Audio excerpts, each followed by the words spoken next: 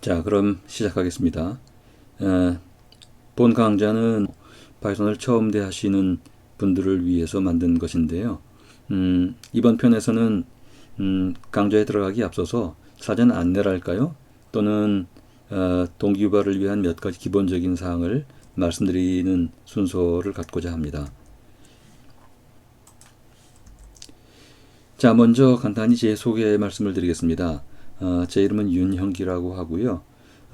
주로 IT 부문에서 일해왔는데 몇 가지 바이오 관련된 프로젝트를 하면서 관심을 갖게 되었습니다. 따라서 IT 부문은 상대적으로는 좀 친숙한 편이긴 하지만 바이오 관련해서는 여러분들로부터 많이 배워야 할 입장입니다. 어차피 오늘날 기술이 급변하고 있기 때문에 모든 걸 한 사람이 할 수 있는 세상은 아니지요. 서로 협력하면서 보다 더 큰 성과를 거두는 계기가 되었으면 합니다. 자, 그러면 아주 쉬운 얘기부터 시작해 보겠습니다. 여기 보시는 것처럼 오늘날 파이썬 뿐만 아니라 기본적으로 프로그래밍이나 코딩 뭐 이런 것에 대한 관심이 많이 생겼죠. 과거 원시 시대로부터 농경, 산업 뭐 이렇게 쭉 발전해 왔지만 최근만 보더라도 얼마 전까지 정보화 사회라는 얘기를 주로 많이 했었는데 이제는 거기서 한 걸음 더 나아가서 뭐 지식 사회, AI 뭐 이런 걸 많이 얘기하는 사회가 되었습니다. 그만큼 이 전문 프로그래머가 아니더라도 기본적인 프로그래밍이나 소프트웨어에 대한 지식이 필요한 그런 사회가 되었죠. 그런 의미에서 소프트웨어 혁명이라고 가히 얘기할 수 있지 않나 생각이 됩니다. 자, 그러면 그 중에서도 이제 프로그래밍 관련된 프로그래밍 언어 이런 것들을 한번 좀 살펴보겠습니다. 자, 먼저 여기 컴퓨터와 사용자 뭐 이런 관점에서 간단히 살펴보면 컴퓨터 하드웨어가 있고 그리고 소프트웨어가 있고 그리고 뭐 사용자들이 있고 이렇지요. 자, 그런데 보시면 컴퓨터 하드웨어라고 할 때 우리가 보통 PC만 얘기하지만 사실은 이 하드웨어에는 서버나 또는 스마트폰 같은 모바일 기기들 또 나아가서 오늘날 여러 가지 IoT 센서 이런 것들도 굉장히 중요해졌죠. 왜냐하면 그로부터 데이터를 입수하는 주요 통로가 되고 있기 때문이죠. 운영체제도 주로 윈도우를 많이 사용하고 있긴 하지만 분석자 관점에서 볼 때도 리눅스 같은 것들이 굉장히 중요해집니다. 왜냐하면 분석하는 우리 PC에서 리눅스를 사용하게 되면 서버에 있는 리눅스와 한 종류의 운영체제가 되기 때문에 서로 데이터를 주고받는데 아무 문제가 없기 때문이죠. 그 위에 이제 여러 가지 소프트웨어가 있습니다만 그 소프트웨어에는 기본적인 응용 소프트웨어뿐만 아니라 시스템 소프트웨어들도 많이 있죠. 컴파일러, 데이터베이스, 네트워크 뭐 이런 것들이 시스템 소프트웨어에 포함이 되고요. 또는 여러 가지 그 데이터베이스, 엑셀 또는 파워포인트, ERP 이런 것들이 응용 소프트웨어에 포함이 될 겁니다.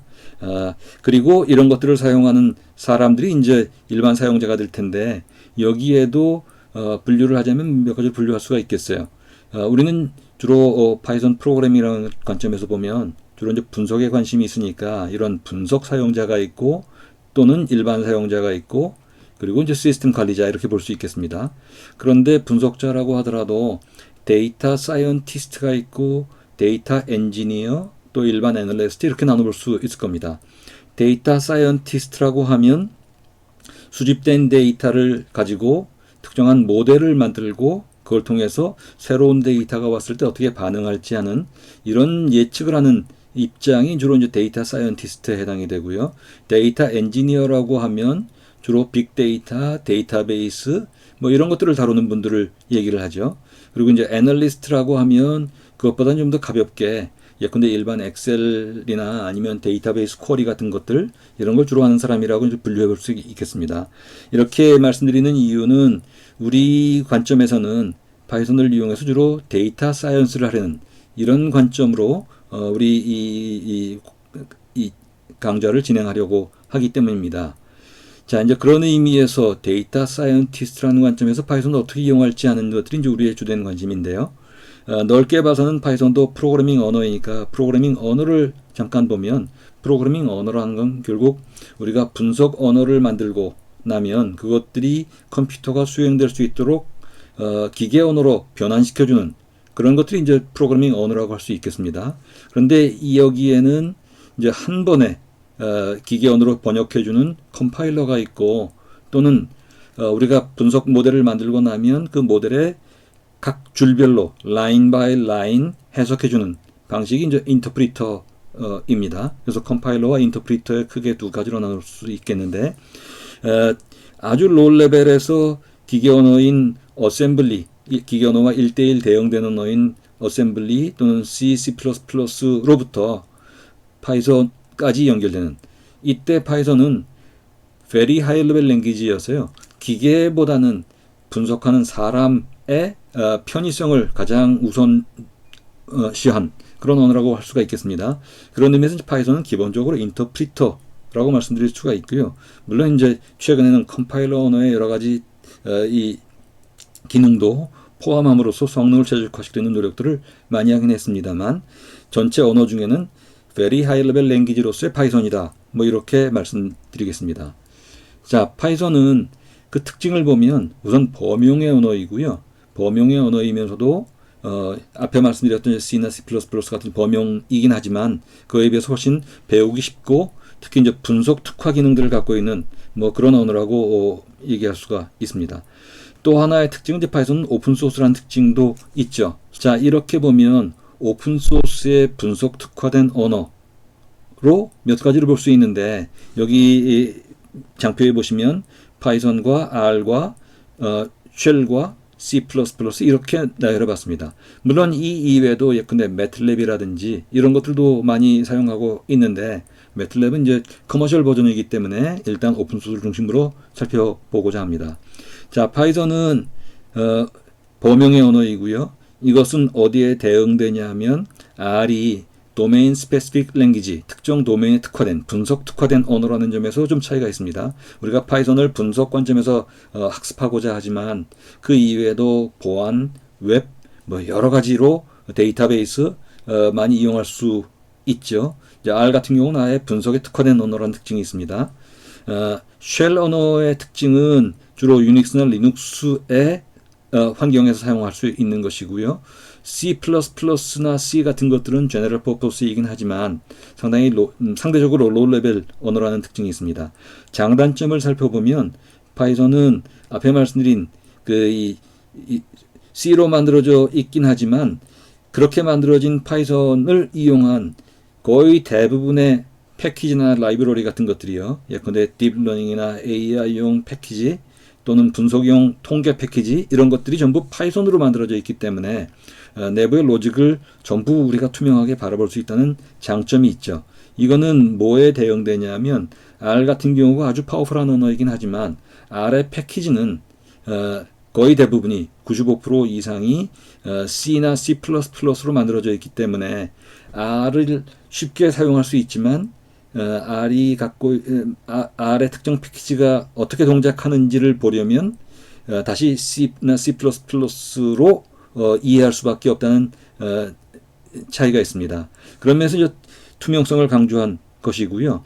그 다음에 AI 쪽에는 오늘날 아주 주된 역할을 하고 있습니다. 그 다음에 방대한 패키지와 커뮤니티 이런 것들이 장점이라고 할 수 있고 단점이라고 한다면 하위 호환성 같은 것들이 좀 부족합니다. 이 얘기는 상당히 좀 공격적인 이 개발 방침을 정하고 있기 때문인데요. 현재 파이썬의 버전이 파이썬 3.13인데 예컨대 이전에 파이썬 버전 3.5로 만들어진 프로그램이 있다면 그 프로그램을 현행 시점에서 3.13의 새로운 환경에서 돌아간다는 보장을 할 수가 없어요. 왜냐하면 계속 버전업이 되면서 새로운 기능들이 추가되지만 또 기존에 쓰던 것들 중에 일부를 없애버리기도 하거든요. 이건 이제 최적화라는 관점에서 아주 공격성을 띠고 있기 때문인데요. 이제 그런 것들을 보완하기 위한 예컨대 버추얼 인바이러먼트 이런 기능이 있긴 하지만 어쨌든 이런 호환성 측면에서는 상당히 좀 급진적으로 진행하고 있다는 점이 있습니다. 또 한 가지는 이제 기본적으로 인터프리터 언어이기 때문에 컴파일드 언어에 비해서는 좀 성능이 떨어지는 측면이 있죠. 자, R의 장단점을 보면 R의 장점으로는 통계 부문 단연 으뜸이고요. 또 시각화 부분은 파이썬에서도 상당히 부러워하고 있습니다. R에서 시각화 부분은 아주 유려하면서도 사용하기 쉽게 만들어져 있죠. 우리가 여기서 얘기하는 시각화는 일반 사용자가 사용하는 그런 인포그래픽 관점이 아니고 분석자들이 어떻게 유용하게 다차원 데이터를 바라볼 수 있느냐, 이런 관점을 얘기하는 것이고요. 시각화 쪽에 특히 R이 아주 강점이 있습니다. 또 굉장히 많은 패키지가 있고요. 이런 특화된 패키지이죠. 분석 특화된 패키지가 거의 한 2만 개 가까이 된다고 알려져 있습니다. 또 바이어 컨덕터 같은 것들은 파이썬에서 따라갈 수 없을 정도로 아주 특화된 패키지들이 많이 있습니다. 다만 이제 단점에서는 로우 레벨로 패키지가 만들어져 있다는 점, 또는 메모리의 한계, 이 부분은 모든 데이터를 메모리에 올려놓기 때문에 빅데이터 같은 경우는 R에 사용하다 보면 R이 뭐 죽거나 뭐 이런 경우가 종종 생기기도 하죠. 뭐 이런 장단점이 있습니다. 이건 이제 언어의 특징이기도 하죠. 쉘은 사용은 용이하지만 리눅스에서만 이용할 수 있다는 점이 있고, 기능이나 또는 패키지 면에서는 분석 관련해서는 R이나 파이썬에 비교할 수 없을 정도로 좀 적은 편입니다. C나 C++는 확장성이나 성능은 뛰어나지만 아주 로우 레벨이기 때문에 우리가 일반 사용자들은 이 분석에 적극적으로 이용하기가 어렵다는 한계가 있죠. 자, 바이오 분야에 특화해서 본다면 뭐 말할 나위 없이 여러분들 잘 아시는 수많은 분야에 지금 파이썬이 이용되고 있습니다. 여기 지금 나와 있는 것들 뿐만 아니라 굉장히 많은 것들이 있습니다만, 여기 각각마다 괄호 안에 있는 것들은 이 분야에서 대표적인 패키지 같은 것들이라고 할 수가 있어요. 그래서 예컨대 바이오 파이썬이라든지 뭐 이런 것들이요. 또 그 단백질 폴드 분석을 위한 뭐 알파 폴드, 로제타 폴드를 비롯해서 DPM 같은 것들은 이 케미칼 분야에서 딥러닝을 이용하기 위한 여러 가지 알고리즘들을 아주 효율적으로 만들어서 제공하고 있습니다. 또 RD키트 같은 것들이 이제 몰레큘러 디스크립션 관련해서 굉장히 많은 내용들을 담고 있죠. 자, 파이썬을 얘기할 때 AI를 빼놓을 수가 없을 겁니다. AI라고 얘기할 때 우리가 이 강좌와 관련해서 특히 유념할 점은 일반적으로 잘못 알려져 있는 또는 오해하기 쉬운 일종의 미스 또는 뭐 미스컨셉션, 이런 것들과 좀 분리할 필요가 있다고 생각하게 됩니다. 무슨 얘기냐면 AI가 무슨 매직이나 마술 뭐 이런 것들이 아니고요. 우리가 바라볼 때 AI는 기본적으로 데이터에 기반한 AI라는 겁니다. 데이터를 분석하기 위한 또는 데이터 분석 그 자체가 가장 중대한, AI를 구축할 때 데이터가 없이는 불가능하니까요. 그런 관점에서 AI는 어떻게 보면은 fancy statistic 뭐 이렇게 얘기할 수 있을지도 모르겠어요. 그래서 우리가 AI라고 얘기할 때는 뭐 뒤에 이제 일부 또 말씀드리겠습니다만 머신러닝, 딥러닝을 포함한 이제 그런 관점에서의 데이터를 어드밴스드 데이터 프로세싱 또는 어드밴스드 데이터 애널리틱스, 이런 관점에서 프리딕션 모델, 즉 데이터를 수집하고 그 데이터를 통해서 새로운 모델을 만드는 이런 쪽에 이제 우리 주된 관점을 가져갈 것입니다. 자, 그런 의미에서는 데이터 분석을 생각해 봐야 될 텐데, 데이터 분석은 뭐 여러 가지로 말씀드릴 수 있지만 간단히 봐서는 데이터를 수집하고 분석하고 활용하는, 뭐 이렇게 볼 수 있겠죠. 이때 데이터를 분석할 때는 실험이나 센서 이런 것들을 통해서 데이터를 모으고, 그리고 이 데이터에서 노이즈를 제거하든지 아니면 결측치가 있다면 결측치를 보충해주는 뭐 이런 거 이제 임퓨테이션이라고 얘기합니다만, 이런 것들을 통해서 데이터를 완비하고 그 데이터가 불가피하게 다차원성을 갖게 되니까 여기에 대해서 여러 가지 통계나 분석, 모델링, 또 시각화 이런 것들을 해서 모델을 완성한 다음에 그 모델을 통해서 새로운 데이터에 대한 예측을 한다거나, 또는 최근에 이제 AI 에이전트 같은 것들을 통해서 프로세스를 자동화하는 이런 쪽으로 이용을 하게 되겠습니다. 대략 이런 정도로 먼저 말씀을 드리고요. 대략 계획은 지금 이번에 말씀드린 것들이 지금 파트 0에 해당됩니다만 파트 1부터 파트 6까지 진행을 해서요. 처음 파이썬을 대하시는 분들이 비교적 손쉽게 이해할 수 있도록 진행을 하고자 합니다. 최근에 뭐 여러 가지 유튜브나 컨텐츠들이 너무 넘쳐나는데 과연 얼마나 여러분들께 보탬이 될지는 모르겠습니다만, 하여튼 모쪼록 짧은 영상이지만 여러분들한테 그 작은 도움이라도 되었으면 합니다. 자, 그럼 이렇게 마치고 다음 시간에 이어서 진행하겠습니다.